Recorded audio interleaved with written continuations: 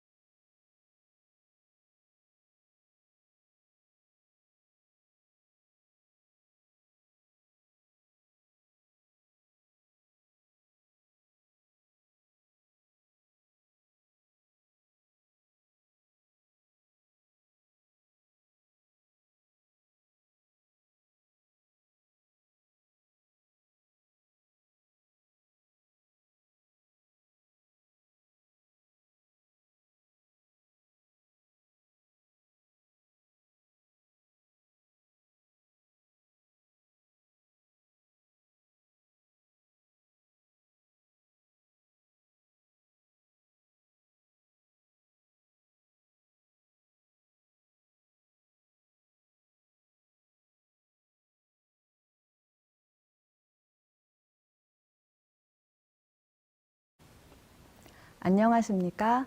따뜻한 봄날 안식일이 시작되는 이 시간, 여러분과 저의 마음에 성령님이 함께 하시길 진심으로 바랍니다. 저는 오늘 내 생각은 다 틀렸고 예수님이라는 제목으로 말씀을 나누고자 합니다. 5월 그리스도인 가정 주간을 맞이하여 우리 가정에 찾아오셔서 오해를 풀어주시고 관계를 회복시켜 주시는 하나님을 소개하고 싶습니다. 저는 목회자 아내로 살아가면서 25가지 자가 면역 질환을 앓게 되었고 결국 암에 걸리게 되었습니다. 5년 전에 새로남 쉼터에 가서 원장님을 처음 뵈었는데 신앙을 새롭게 다시 시작해야 한다고 하셨어요. 그런데 그 말이 너무 자존심 상했고 보자마자 제 신앙을 판단하는 건 너무 교만하시다고 생각했습니다. 기도해 주시겠다는 것도, 말씀이 들어있는 mp3도 다 거절하고 떠났습니다. 1년간 시골에 살면서 예수님을 불렀었고 회복이 많이 되었습니다. 그렇게 시골에서 1년을 지내고 서울로 돌아왔는데 예전 모습으로 너무 빨리 돌아가는 거예요. 그리고 3년을 지내는 동안 뉴스타트를 정말 열심히 하는데도 오히려 건강이 나빠졌고 무엇보다 제 마음이 지옥 같았습니다.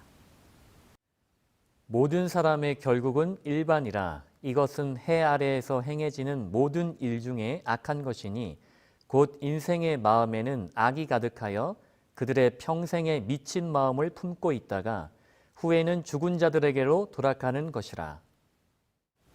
저는 미친 마음을 품고 살다가 죽기 직전이었습니다. 새로남 쉼터에 다시 간다는 것이 자존심이 너무 상하는 일이었지만 너무 지치고 힘들어서 자포자기하는 심정으로 들어가게 되었습니다. 그래서 그곳에 들어갈 때 아무것도 계획하지 않았고 아무것도 기대하지 않았습니다. 열흘 잘 있다가 나가는 것이 저의 목표였어요. 다시 만난 원장님께 들은 얘기는 4년 전과 똑같았어요. 신앙을 다시 시작해야 합니다. 식사 시간이 되어 사모님 옆에 앉았는데 제 옆에서 쿡 찌르시더니 엄지를 들으셨어요. 그래서 이렇게 쳐다봤더니 엄지를 들으면 예수님을 부르라고 하셨어요. 42살이 돼서 이렇게 쿡 찔러서 엄지 들면 예수님 하라는 게 또 그렇게 자존심이 상하는 거예요. 그리고 저에게 3가지 질문을 하셨어요. 예수님 불러본 적 있으세요? 아침에 일어나서 기도하지만 실은 죽을 만큼 힘들 때만 불렀던 것이 사실이었어요. 그래서 간헐적으로 불렀어요. 그랬더니 간헐적으로 불렀다면 그리스도인이 아닙니다. 말씀하셨어요. 그리고 2번째는 감정 조절 잘 되세요? 물어보셨어요. 실은 아예 안 되는 부분이었습니다. 욱하고 화내고 치열하게 남편과 싸웠습니다. 잘 안 된다고 솔직하게 대답했더니 감정 조절이 안 된다면 그리스도인이 아닙니다. 말씀하셨어요. 그리고 마지막 질문을 하셨어요. 남편과 사이 좋으세요? 정말 대답하기 싫었지만 솔직하게 말했어요. 아니요. 남편과 사이가 좋지 않다면 그리스도인 아니세요. 결국 사모님과 이야기하면서 정확하게 알게 된 것은 내가 그리스도인이 아니라는 것이었습니다. 4년 전에도 그 말이 너무너무 기분이 나쁘고 싫었는데 이번에는 들었을 때 자존심은 상했지만 따질 힘도 없었고 그래 맞아 라는 생각이 들었습니다. 나 그리스도인 아니구나. 나 다시 시작해야 하는구나. 이런 생각이 이상하게 들었어요. 그럼 이제부터 어떻게 해야 하지? 했을 때 2분께서 알려주신 방법이 너무 간단했습니다. 두 가지 생각이 있는데 사단도 생각을 넣어주고 하나님도 생각을 넣어주실 때 사단 편은 거절하고 예수님을 부르라는 것이에요. 그래서 어떻게 불러야 하나요? 물었더니 계속 부르라고 하셨어요. 아들을 낳으리니 이름을 예수라 하라. 이는 그가 자기 백성을 그들의 죄에서 구원할 자이심이라 하니라. 사단이 주는 잡념으로부터 구원해 주는 유일한 분은 예수님입니다. 예수님의 이름 안에 내 생각으로부터 구원해 주시겠다는 예수님의 약속이 들어 있었습니다. 그래서 제가 그때부터 마음을 먹고 부르기 시작했는데 제가 그렇게 많은 생각을 하고 있는지 미처 몰랐었어요.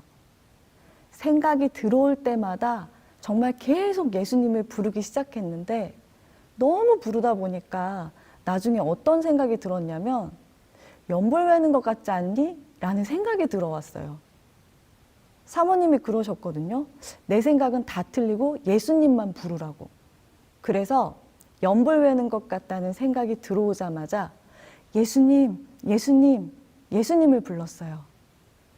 연불 외는 것 같아도 예수님 부를 거야 하고 계속 불렀더니 그 생각이 없어졌어요. 그래서 다시 예수님을 부르는데 이번에는 생각이 다르게 들어오더라고요. 너 여호와의 이름을 너무 망령되이 일컫는 거 아니니? 이번에는 말씀으로 공격이 들어오니까 그런가 생각했어요.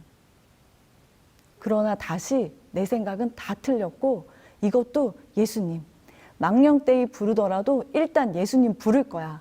계속 예수님, 예수님, 예수님을 부르니까 들어오는 생각들이 사라졌어요. 그리고 신기하게 이때부터 깊은 잠을 자게 되었습니다.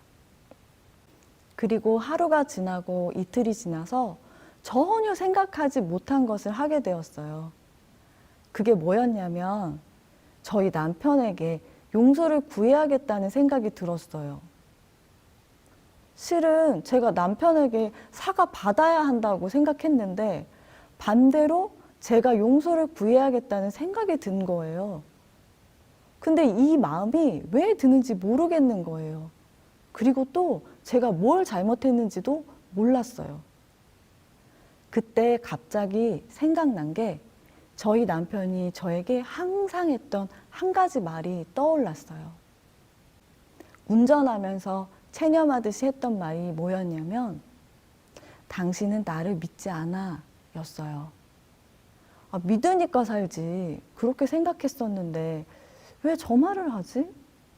그래서 또 예수님을 불렀어요.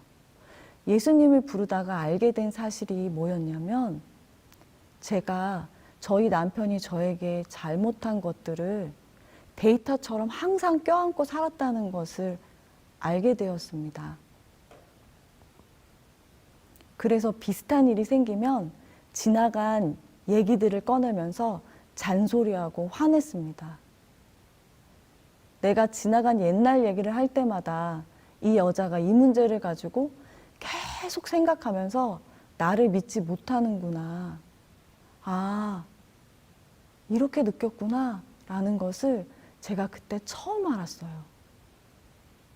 저 몰랐어요. 그래서 남편한테 사과하고 싶은 마음이 들었는데 이게 잘 안 되더라고요. 그래서 또 예수님을 불렀어요. 예수님을 부르며 남편한테 전화를 걸어서 용서를 구했습니다. 저는 항상 우리 관계의 냉랭한 원인은 반응이 없는 경상도 남자인 남편의 탓이라고 생각했고 당신의 태도가 문제라고 항상 말했습니다. 땅이여 들으라. 내가 이 백성에게 재앙을 내리리니 이것이 그들의 생각의 결과라. 그들이 내 말을 듣지 아니하며 내 율법을 거절하였음이니라. 알고 보니 우리 부부가 냉랭한 이유는 제가 두 가지 생각 중에 사단의 생각을 선택한 결과였습니다. 남편에게 용서를 구했더니 남편이 자기도 잘못이 있다고 그렇게 얘기했지만 저는 전적으로 나의 잘못이라고. 내가 두 가지 생각이 들어올 때 사단을 택한 결과이지 당신의 태도의 문제가 아니라고 진심으로 사과했어요. 그리고 마음에 덩어리 하나가 쑥 빠지는 것 같았어요. 그리고 살 것 같았어요. 다음 날 사경회여서 말씀을 듣게 됐거든요. 친구들에게 비난받은 욥한테 의로우신 하나님이 본인을 계시했을 때 욥이 제가 죄인입니다 고백하는 장면이었어요. 그 장면을 보는 순간 아, 내가 죄인이구나 느꼈어요. 제가 남편이랑 관계가 안 좋고 남을 미워하는 건 죄인이니까 계속 나오는 죄들이고 나는 죄인이구나 느꼈어요. 맨 앞줄에 앉았는데 순간 발가벗겨지는 느낌이 들었어요. 저를 아무도 안 봤으면 좋겠다. 이렇게 생각하면서 제가 죄인이라는 사실이 갑자기 너무 슬프고 너무 부끄러웠어요. 우리의 자신의 죄된 상태를 보게 될 때 우리는 성령께서 우리 마음에 역사하고 계심을 알 수 있다. 이어진 다음 말씀이 사람은 스스로 죄를 알 수 없다. 성령님께서 오실 때 죄를 깨닫게 해주신다는 거였어요. 그때 갑자기 어떤 생각이 들었습니다. 내가 지금 죄인이라는 걸 성령님이 오셔서 알려주셨구나. 그러니까 이게 또 너무 기쁜 거예요. 그 순간 처음 겪는 일이었어요. 죄인이라는 사실을 알게 된 슬픔과 성령님이 나와 함께 하신다는 기쁨이 공존하는 게 이게 대체 뭐지? 라는 굉장히 이해할 수 없는, 공존할 수 없는 두 가지 감정을 같이 느끼게 됐어요. 제가 너무 벅차서 제 방에 올라가 기도하려고 눈을 감았습니다. 그런데 그 순간 제 앞에 십자가가 상상이 됐어요. 저는 십자가를 항상 감사하게 생각했고 고맙게 여겼는데 그날 본 십자가는 너무나 달랐습니다. 너무 시커멓고 너무 더러웠고 너무 끔찍했고 그걸 지고 오는 어떤 존재가 온 몸이 터져서 너무 흉측했어요. 두 눈을 감고 있는데 그걸 보는 순간 왜 이렇게까지 하셨지? 라는 생각이 들었어요. 그때 저에게 들어온 생각이 뭐였냐면 아, 내 죄 때문이구나 였어요. 그동안 예수님이 이렇게까지 아프시다는 걸 몰랐어요. 다시 왜 이렇게까지 하셨지? 라는 질문이 터져 나왔습니다. 그때 예수님께서 해주신 말씀이 넌 내 딸이니까 였어요. 전 그때까지 고아처럼 살았습니다. 내가 죽어도 가족들이 잠깐 힘들겠지만 모두 큰 타격은 없겠구나. 그 마음으로 살았는데 갑자기 넌 내 딸이라는 그 음성이 제 마음에 들렸을 때는 나는 고아가 아니구나 깊이 느꼈어요. 내가 너희를 고아와 같이 버려두지 아니하고 너희에게로 오리라. 나는 더 이상 고아가 아니다. 이 말을 수없이 외치는데 질리지 않았습니다. 이제까지 제가 갖고 있던 믿음의 체계, 지식의 체계와 단순하게 예수님을 부르라는 것이 부딪혔어요. 지진이 나는 것 같았고 그 지진 난 땅에 매달려 있는 것 같았어요. 십자가에서 내가 딸이라서 예수님이 그렇게 해주셨다는 사실을 알고 나니까 갑자기 밑에서 뭔가 나를 딱 지지해주는 느낌이 드는 거예요. 갑자기 든든히 받쳐주고 중력이 내 발을 잡아당기면서 든든히 세워주는 느낌을 받았어요. 그리고 살 것 같았어요. 그리고 그때 사모님이 얘기해 주셨던 성경절이 생각났어요.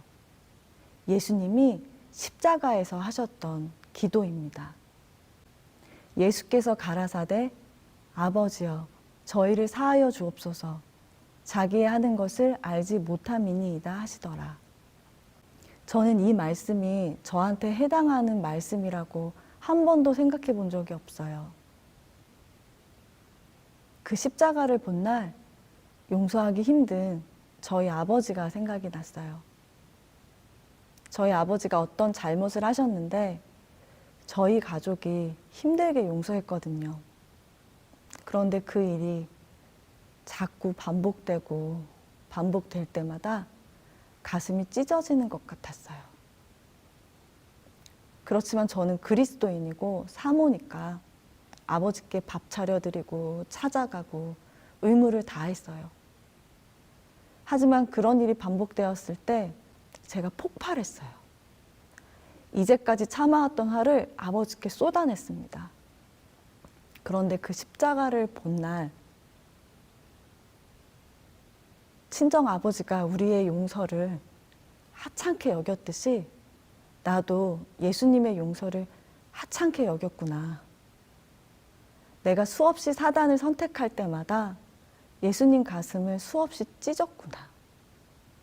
예수님이 이렇게 용서해 주실 때마다 이렇게 아프셨구나.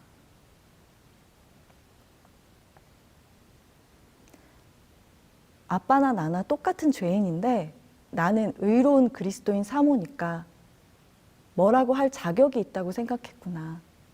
내가 아빠보다 더 악한 죄인이구나 깨달았습니다. 그래서 십자가에서 한 그 기도가 날 위한 기도였다는 것을 알게 됐어요. 그래서 아버지한테 용서를 구하게 되었습니다. 그리고 아버지하고 화해를 하고 나니까 여기에 있던 또 다른 짐 하나가 쑥 내려가는 거예요. 왜냐하면 둘 다 결코 되갚을 수 없는 감사의 빚을 졌기 때문이다. 그러나 시몬은 자기가 마리아보다 더 의롭다고 생각하였다.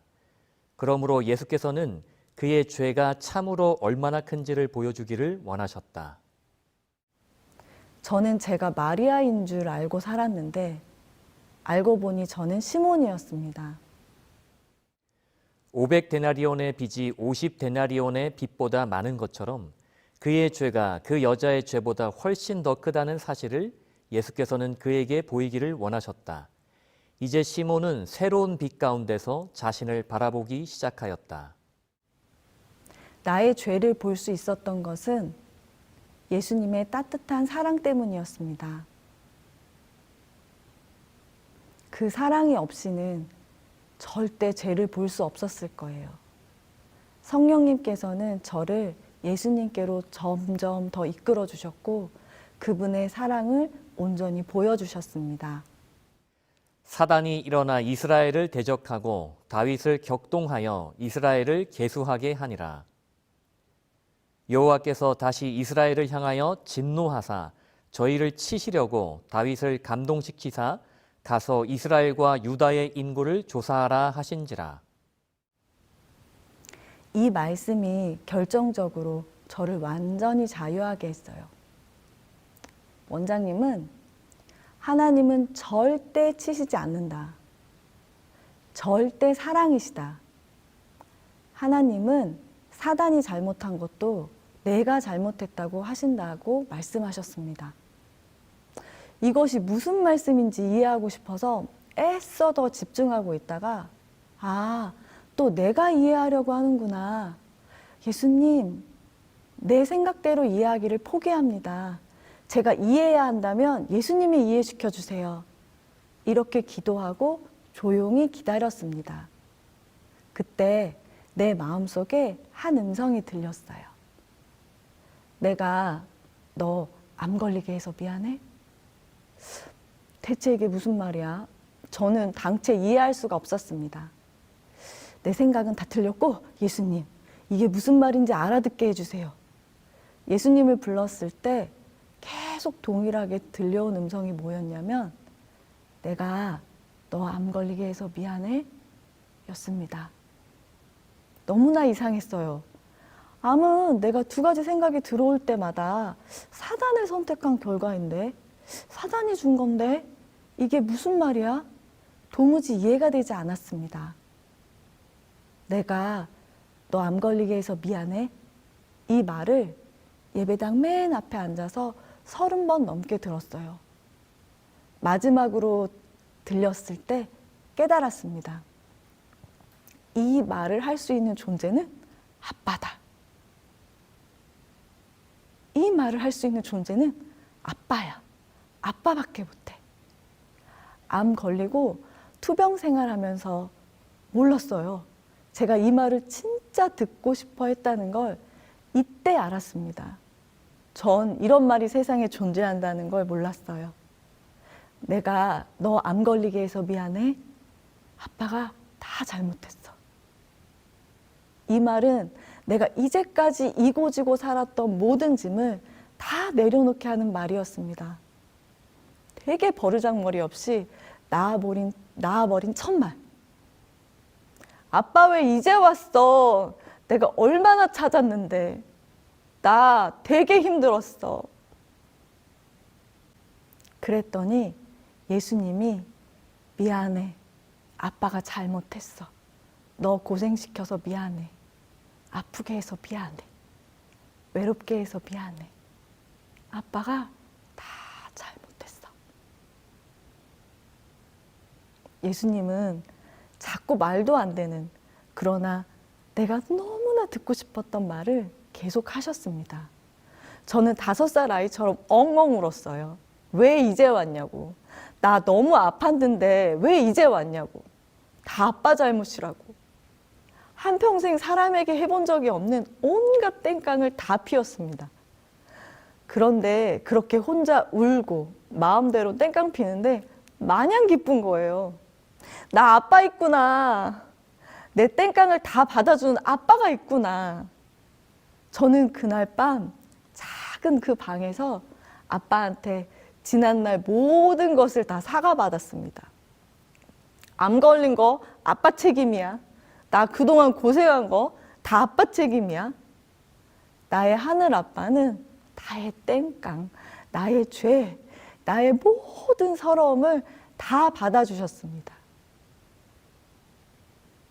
그분에게 나의 전 존재를 설명할 필요가 없었어요. 그분 마음에 들도록 애쓸 필요도 없었어요. 그분은 있는 그대로 나를 온전히 받아주셨습니다. 그것이 그분의 기쁨이었어요.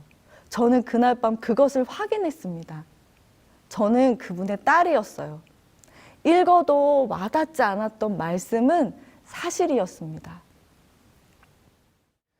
우리가 아직 죄인 되었을 때에 그리스도께서 우리를 위하여 죽으심으로 하나님께서 우리에 대한 자기의 사랑을 확증하셨느니라. 그분은 이미 우리를 사랑해 버리기로 작정하셨어요. 그 작정이 십자가입니다. 의심이 들 때 기억하시기 바랍니다. 여기 이미 확증한 사랑이 있습니다. 변하지 않아요. 하나님께서 우리의 친구가 되어 우리를 사랑하도록 애쓸 필요가 없다. 하나님은 이미 우리를 사랑하신다. 그리고 그리스도 안에 계시사 세상을 자기와 화목하게 하신다. 하나님께서는 따뜻한 사랑으로 그분의 자녀들의 마음을 그분께 이끌고 계신다. 하나님께 애쓸 필요가 없었습니다. 사랑하기로 작정하신 분은 하나님이십니다. 그래서 그분이 다 해주십니다. 하나님께서 이미 우리를 사랑하셨고 예수님께서 십자가에서 그 사랑을 보여주셨고 성령님께서 그 사랑을 깨닫게 해주십니다. 이 사랑을 거절하지 마세요. 거절만 하지 않으면 알게 됩니다. 죄인은 하나님의 사랑을 거절하고 그리스도께 이끌리는 것을 거부할 수 있다. 하지만 죄인이 거절하지만 않으면 주님께로 이끌리게 될 것이다. 죄인을 구원하기 위한 하나님의 계획을 배우게 될 것이다. 십자가로 가서 하나님의 귀한 아들에게 고난을 준 죄를 회개할 것이다. 하나님은 모든 방법을 동원하여 그 사랑을 보여주기 원하십니다. 저에게는 내가 너 암 걸리게 해서 미안해 이 말씀으로 하나님의 사랑을 가슴을 열어 젖혀서 보여주셨어요. 이 사랑을 알고 나니까 믿으려고 그렇게 애써도 믿어지지 않았던 것이 그냥 믿어졌어요. 사랑받으니까 결코 예전으로 돌아가고 싶지 않았어요. 전적으로 예수님께 딱 붙어 살고 싶어졌습니다. 여러분이 거절만 하지 않으시면 돼요. 그러면 성령님께서 여러분을 예수님께로 이끄실 거예요. 그분은 우리 각 사람의 마음을 여는 그 말을 알고 계십니다. 여러분의 형편과 처지를 아시는 하나님께서 하나님의 때에 하나님의 말씀으로 직접 말씀하실 거예요. 그분은 내 자식에게 사랑한다고 직접 말씀하고 싶으세요. 그 음성을 꼭 듣게 되시기를 간절히 바랍니다. 그분은 우리 각 사람을 개별적으로 깊고 세심하고 아름답게 이끄십니다. 저는 일괄적으로 대하지 않으시고 각 사람을 각기 다르게 대하시는 이분이 너무 좋아요. 저는 그렇게 실컷 울고 나서 동네를 산책하고 있었는데 이놈의 땡깡이 이제까지 부려보지 못한 어리광이 어마어마한 거예요. 길을 걷다가 불쑥 하나님께 여쭈었습니다. 나한테 하실 말씀 없으세요? 그랬더니 나는 너 없으면 못 살아. 그러니까 살아. 생뚱맞은 질문에 정성을 다해 대답해 주셨습니다. 감동받아서 길을 걷다가 나무 붙잡고 울었어요. 아, 나도 살아야 하는 이유가 있었구나. 그분은 내가 살기를 원하죠. 내 마음속 깊은 곳에서부터 살고 싶어졌습니다. 또다시 걷다가 작은 참새를 봤어요. 나뭇가지에 앉은 그 참새가 너무 앙증맞고 예뻐서 예수님께 이 참새 너무 예뻐요. 그러니까 너도 이렇게 예뻐 대답해 주셨어요. 나도 예쁘다니. 나를 진심으로 예쁘게 바라보는 눈길이 세상에 존재하는구나. 그 마음이 담긴 눈길을 느끼자 이번에는 전봇대 붙잡고 울어버렸습니다. 그렇게 실컷 산책을 하고 돌아와 저녁에 부탁받은 간증을 하게 되었는데 무척이나 떨렸습니다. 아무 준비도 없이 간증하려고 앉아있다가 예수님께 또 여쭤봤어요. 나 떨리는데 나한테 할 말 없으세요? 그랬더니 나는 지금 너랑 있는 게 좋아 그러셨어요. 그래서 그날 저는 마음껏 그 사랑스러운 예수님을 자랑하였습니다. 저는 이제까지 제가 한 것이 아무것도 없습니다. 정말 한 것이라곤 딱 하나밖에 없어요. 예수님만 불렀습니다. 그냥 무슨 생각이 들어오든지 그 생각을 받아들이지 않기로 마음을 먹고 예수님을 불렀어요. 어색해도 예수님, 저 말씀 이해 안 되는데 예수님, 저 사람이 나 이상하게 보는 것 같은데 예수님. 이것밖에 한 게 아무것도 없습니다. 예수님만 불렀는데 내가 생각하지 못한 용서를 구하게 해주시고 말씀을 새롭게 보여주시고 결정적으로 저에게 오셔서 살아야 하는 이유를 알려주셨습니다. 그것은 하나님이 저를 정말 사랑하신다는 거예요. 그러니까 30대에 암 걸린 이후로 내 머릿속을 떠나지 않던 그놈의 암이 이제 걱정되지 않습니다. 나보다 아빠가 더 애가 타겠구나. 내 암은 아빠가 알아서 하시겠지. 솔직히 그런 생각이 들어요. 제가 다시 5살 아이가 된 것 같아서 되게 오랜만에 걱정 없이 행복합니다. 그리고 되게 든든합니다. 나 혼자 아니구나. 나 고아가 아니구나. 새로남 쉼터에 가서 처음 외운 말씀이 내가 너희를 고아와 같이 버려두지 아니하고 너희에게로 오리라. 요한복음 14장 18절 말씀이었는데요. 이 말씀이 이제 이렇게 읽힙니다.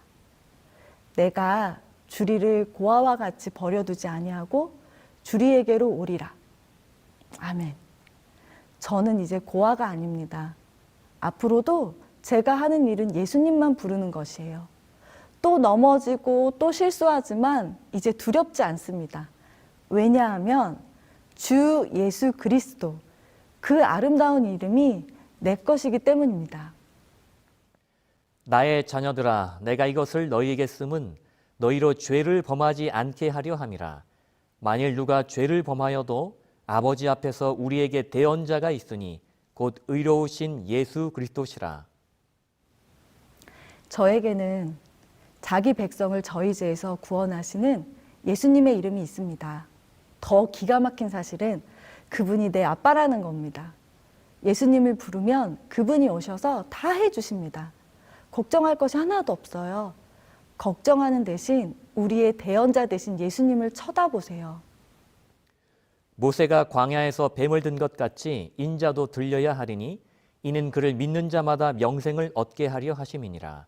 하나님이 세상을 이처럼 사랑하사 독생자를 주셨으니 이는 그를 믿는 자마다 멸망하지 않고 영생을 얻게 하려 하심이라. 십자가의 주 예수 그리스도, 그분을 믿으면 우리가 삽니다. 영원히 삽니다. 사는데 그냥 사는 게 아니라 진심으로 신이 납니다. 서툴러도 제가 이 자리에 선 이유는 딱 하나입니다. 이런 우리 아빠, 나의 예수님을 자랑하고 싶어서입니다. 저는 한 것이 아무것도 없고 예수님이 진짜 다 하셨어요. 그분이 하신 일은 너무 멋지고 굉장하고 예쁘고 아름답고 재미있어요. 그것을 자랑하고 싶었고 그것을 얘기하고 싶었고 그것을 주장하고 싶습니다. 제 이야기를 듣는 누군가도 그 예수님을 불러보시기를 간절히 바랍니다. 그러면 저한테 해주셨던 것처럼 사랑으로 이끌어 주실 거예요. 왜냐하면 그분은 선하고 인자하고 예쁘시고 좋으신 분이시기 때문입니다. 이 아름다운 분을 여러분께 소개하고 싶습니다. 여러분의 가정에서, 여러분의 관계 속에서 내 생각을 거절하고 예수님을 불러보시기 바랍니다. 그러면 예수님이 오셔서 아름다운 일들을 이루어 주실 거예요. 불가능하게 보였던 남편과의 문제, 고부간의 갈등, 자녀와의 오해들이 풀립니다. 혼자서 고민하고 모든 방법을 찾았을 때는 풀리지 않았던 일들이 예수님의 이름을 부를 때 그냥 됩니다. 여러분의 삶 속에서 예수님이 해주신 아름다운 소식들을 제가 듣기를 기대합니다. 저는 여러분이 어떤 어려움에 처해 있는지 모릅니다. 그러나 여러분 기억하세요. 하나님은 사단이 우리의 인생에 어떤 것을 저질러 놓았든지, 내가 어떠하든지 다 책임져 주십니다. 내가 하나님을 오해하든지, 다른 누군가한테 내가 오해를 받든지, 내가 다른 어떤 사람을 오해하든지 예수님을 부르면 그분이 풀어주십니다. 가족들 사이에서 힘드신가요? 사람들 사이에서 외로우신가요? 하나님께서는 겨울 같은 사람들 속에서 춥지 않냐고, 내가 너에게 봄이 되어 주겠다고 말씀하십니다. 여러분, 포기하지 마세요. 대신 예수님을 불러보세요. 여러분의 모든 문제는 십자가에서 해결되었습니다. 아이처럼 그 십자가를 지신 예수님을 우리 함께 간절히 부르기를 소망합니다. 사랑이신 하나님 아버지, 사랑을 보여주신 예수님, 사랑을 깨닫게 해주신 성령님, 이 삼위일체 하나님께 모든 영광과 찬양을 돌리며 말씀을 마치겠습니다.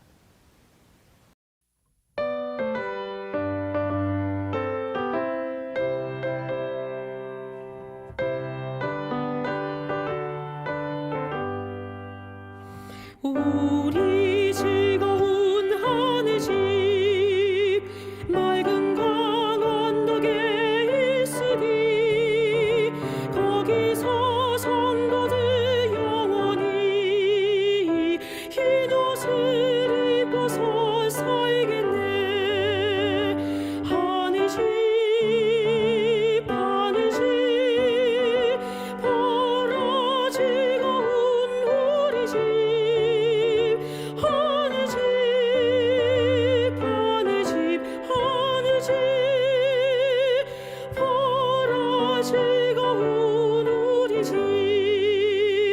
주님 계시는 저곳을 성도의 안식할 처소니 우리도 이 세상 버리고 즐겁게 그곳에 가겠네.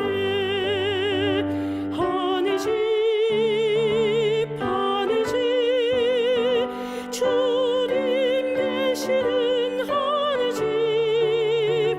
하늘집 하늘집 하늘집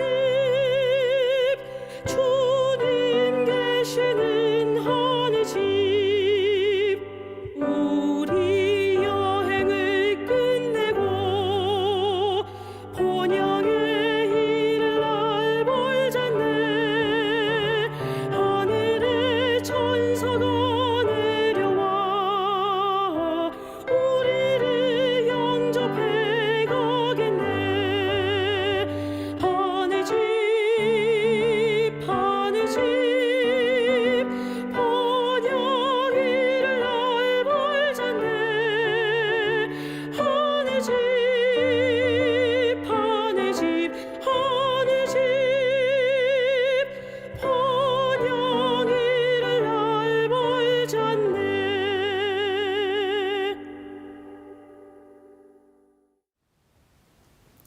하늘에 계신 하나님 아버지, 저희에게 사랑을 보여주셔서 감사합니다. 저희가 어떠하든지 있는 그대로 사랑해 주셔서 진심으로 감사합니다. 하나님, 저희 마음에 오셔서 저희를 그 사랑으로 가득 채워주세요. 가정 속에서, 관계 속에서 힘들고 지칠 때 내가 스스로 풀기보다는 예수님을 바라볼 수 있도록 도와주세요. 저희가 힘든 그 순간 예수님의 이름이 기억나게 해주세요. 그래서 그 예수님을 진짜로 부르고 계속 부르고 끝까지 불러서 승리할 수 있도록 도와주세요. 우리를 사랑해 주신 곧 있으면 다시 오실 주 예수 그리스도의 이름으로 간절히 기도합니다. 아멘.